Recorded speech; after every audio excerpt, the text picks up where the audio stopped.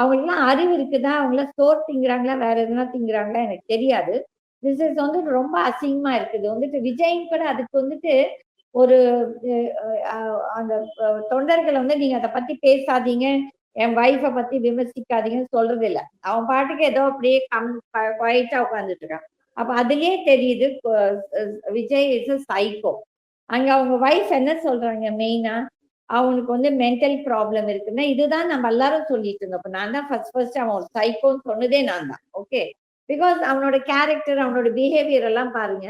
ஒரு சைக்கோ தான் அந்த மாதிரிலாம் பிஹேவ் பண்ணுவாங்க. நீங்க பார்த்தீங்கன்னா, அந்த கரூர் இன்சிடென்ட்லயே எப்படியெல்லாம் வந்து டிராமா போட்டு இது பண்ணி, அத பண்ணி கடைசியா நீங்க அந்த அந்த வேன்ல உட்கார்ந்து அந்த பஸ்ல உட்கார்ந்துட்டு, அவன் என்ன பண்றான்? லைட் ஆஃப் பண்ணி பண்ணுவான். அதோட ஃபேஸ் ரியாக்ஷன் பாருங்க.